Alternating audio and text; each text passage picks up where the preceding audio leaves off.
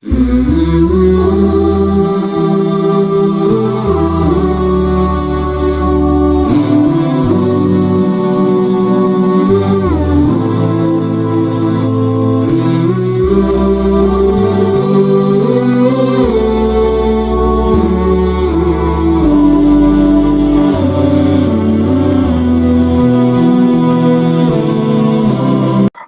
رب العالمين والصلاة والسلام على أشرف الأنبياء والمرسلين نبينا محمد وعلى آله وأصحابه أجمعين أما بعد அன்புக்குரிய அல்லாஹ்வுடைய நல்லடியார்களே சகோதரர்களே அஸ்ஸலாமு அலைக்கும் வரஹ்மத்துல்லாஹி வபரகாத்துஹு. அல்லாஹ்வுடைய பேருதவியால் அவனுடைய அருளால் புண்ணியமிக்க இந்த ரமலான் மாதத்தினுடைய 9வது நோன்பை நோற்றவர்களாக நாம் எல்லாம் அமர்ந்திருக்கின்றோம். மேலும் நல்ல அல்லாஹுக்கு அதிகாலையிலே நாம் செலுத்த வேண்டிய காலை கடமையான இந்த ஃபஜ்ர் என்கின்ற அந்த தொழுகையை ஜமாத்தாக நிறைவேற்றக்கூடிய பாக்கியம் பெற்றவர்களாக நாம் இருக்கின்றோம். வல்ல அல்லாஹ் இந்த மகத்தான பாக்கியத்தை யாருக்கெல்லாம் அல்லாஹ் வழங்கியிருக்கிறானோ அவர்களுக்கெல்லாம் அல்லாஹ் சுப்ஹானஹு வ தஆலா பேர் அருள் புரிந்திருக்கிறார். எனவே அதற்காக நாம் அல்லாஹ்வுக்கு அதிகம் நன்றி செலுத்த கடமைப்பட்டிருக்கின்றோம். இந்த புனிதமிக்க இந்த ரமலான் மாதத்திலே பரிசுத்த குர்ஆனை தெரிய வேண்டும். குர்ஆன் அருளிய மாதம் என்ற காரணத்தினால் அல்லாஹுவை அழைப்போம் என்கின்ற அந்த தலைப்பிலே ஒவ்வொரு நாளும் குர்ஆனிலிருந்து ஒரு பிரார்த்தனையை நாம் தேர்வு செய்து அதை பற்றி நாம் தெரிந்து கொண்டிருக்கின்றோம்.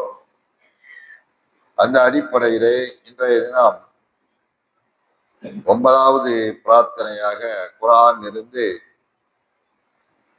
17வது அத்தியாயமான சூரத்துல் இஸ்ரா அல்லது சூரத்து பனி இஸ்ராயில் என்று சொல்லப்படும் அந்த சூரத்துல் இஸ்ரா என்ற அத்தியாயத்தின் 24வது வசனமாக அந்த பிரார்த்தனை இடம்பெறுகிறது.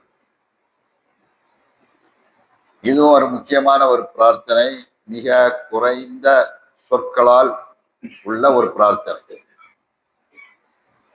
இந்த பிரார்த்தனையிலே அல்லாஹ் சுப்ஹானஹு வ தஆலா அந்த வசனத்துடைய ஆரம்பத்திலே அல்லாஹ் தஆலா சொல்லி காமிக்கின்ற பொழுது வகலா ரப்புக அல்லா தஅபுது இல்லா இய்யாஹு வபில் வாலிதைனி இஹ்சானா وإما يبلغن عندك الكبر أحدهما أو كلاهما فلا تقل لهما أف ولا تنهرهما وقل رب ارحمهما كما ربياني صغيرا. இந்த வசனத்துடைய கடைசியிலே இடம்பெறுவதுதான் அந்த இன்றைய துஆ. அன்புக்குரியவர்களை, இந்த வசனத்திலே அல்லாஹ் தஆலா முக்கியமான ஒரு தகவலை நமக்கு சொல்கிறார். அந்த தகவல் பெற்றோர்களை எந்த அளவுக்கு மதிக்க வேண்டும், கண்ணியப்படுத்த வேண்டும், அவர்களை உதாசீனப்படுத்துவதனால் ஏற்படுகின்ற விளைவுகள் என்ன, பெற்றோர்களுக்கு மதிப்பு கொடுப்பதனால் ஒரு மனிதன் அடைகின்ற சிறப்பு என்ன, அந்த பெற்றோர்கள் மீது எந்த அளவுக்கு பிள்ளைகள் கடமைப்பட்டிருக்கிறார்கள் என்பதை இந்த வசனத்திலே அல்லாஹ் நமக்கு சொல்லி காமிக்கிறார். வகலா ரப்புக அல்லா தஅபுது இல்லா இய்யா.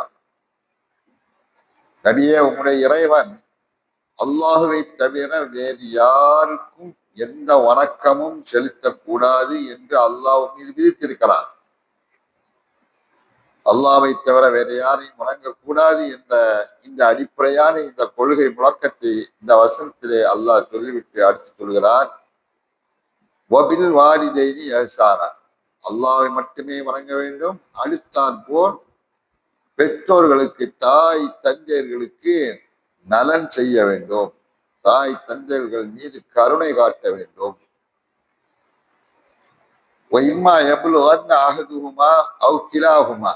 அந்த பெற்றோர்கள் இருவரிலே ஒருவரோ அல்லது அந்த இருவருமோ முதுமையை அடைந்து விடுவார்களானால், முதிய பருவத்தை அவர்கள் எட்டி விடுவார்களானால் அந்த முதுமையின் காரணத்தினால் அவர்களை நீங்கள் உதாசீனப்படுத்தும் முகமாக பல தக்குல்லவுமா உஃபின் அவர்களை பார்த்து நீங்கள் சீ என்ற வார்த்தையை கூட நீங்கள் சொல்லாதீர்கள். உப்பென்ற வார்த்தை, உப்பென்றால் போ அல்லது சீ என்கின்ற ஒரு அற்ப வார்த்தையை கூட பெற்றோர்களை நோக்கி பயன்படுத்தாதே என்று அல்லாஹ் கண்டிக்கிறான்.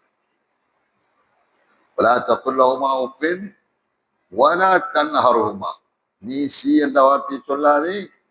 இரண்டாவது, அவர்களை வெறுக்காதே, அவர்களை வெறுக்காதே, வெறுத்து ஒதுக்காதே, அவர்களை அரவணைத்து செல்.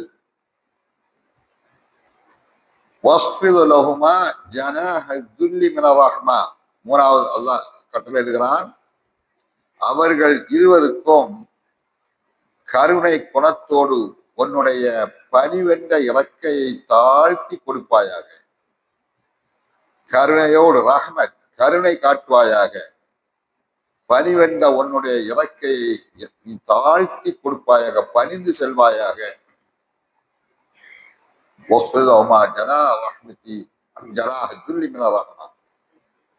இந்த விஷயங்களை எல்லாம் அல்லாஹ் சொல்லிவிட்டு பெற்றோர்களை பார்த்து சி என்று சொல்லக்கூடாது, அவர்களை விரட்டக்கூடாது, அவர்களை வெறுப்பாக பார்க்கக்கூடாது, அவர்கள் மீது கருணை குணத்தோடு நடக்க வேண்டும், பணிவென்ற இறக்கையை தாழ்த்தி கொடுக்க வேண்டும், பணிஞ்சு போக வேண்டும் அவர்களுக்கு சொல்லிவிட்டு அதிகப்படியாக மேலும் கமா ரப்பயானி சகீரா, மேலும் இந்த பிரார்த்தனையை சொல்லி அவர்களுக்காக வேண்டி அல்லாஹ்விடத்திலே பிரார்த்திப்பாயாக. ரப்பி, என்னுடைய இறைவா, இரஹம் ஹுமா, அவர்கள் இருவருக்கும் நீ கருணை காட்டுவாயாக, அவர்கள் இருவர் மீது உன்னுடைய அருளை நீ சொரிந்தருள்வாயாக.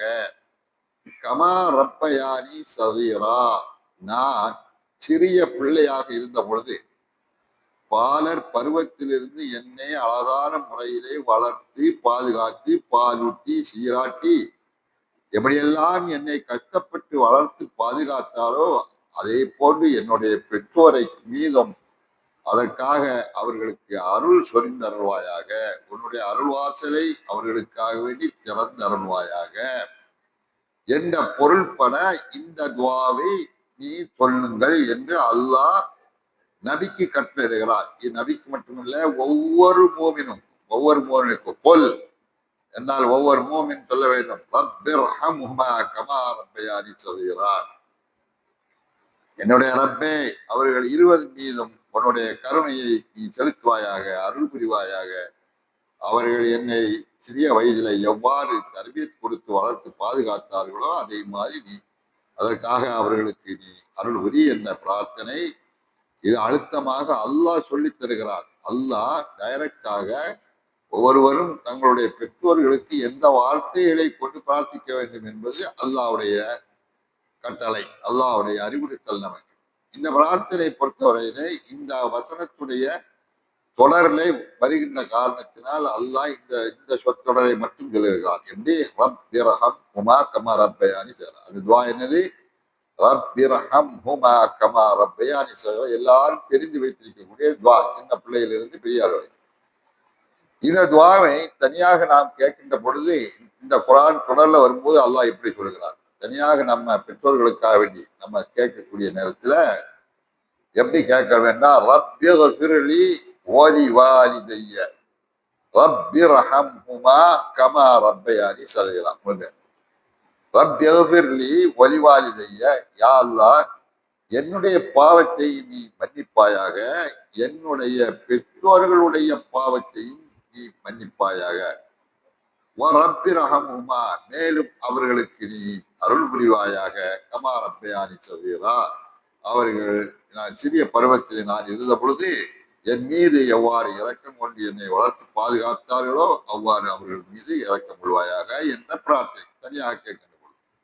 எனவே எப்படி இருந்தாலும் இந்த பிரார்த்தனை நம்ம கேட்கும்போது தனியாக கேட்கும் பெற்றோரை நினைவு கூற வேண்டும். ரப்பிர்ஃபிர்லி ஒலிதால் செய்ய, எனக்கும் என்னுடைய பெற்றோருக்கும் நீ பாவங்களை மன்னிப்பு சொல்லிவிட்டு சொல்லிவிட்டு அடுத்து ரப்பிரம் அவருக்கு அருள் புரிவாயாக என்று சேர்த்த அந்த துவாவை நாம் கேட்க வேண்டும். இந்த தொடரிலே குரானிலே மேலும் பல வசனங்களிலே இதே தொடர் பல வசனங்களிலே இடம்பெறுகிறது. ரப்பி ஒலி ஒரு வாழ்க்கைய ஒலில் மினீன யோமய பூமுல் ஹிசார்.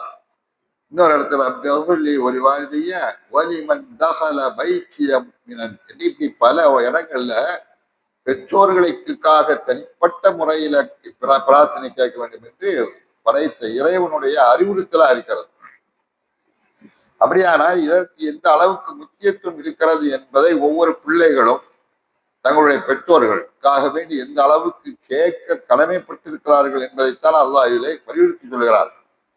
இங்கே யாராக இருந்தாலும் ஒரு காலத்தில் அவர்களும் பெற்றோர்களாக மாறப்போகிறார்கள். இன்றைக்கு அவர்கள் பிள்ளைகளாக இருந்தாலும் எதிர்காலத்திலே அவர்களும் பெற்றோர்களாக ஆகுவார்கள்.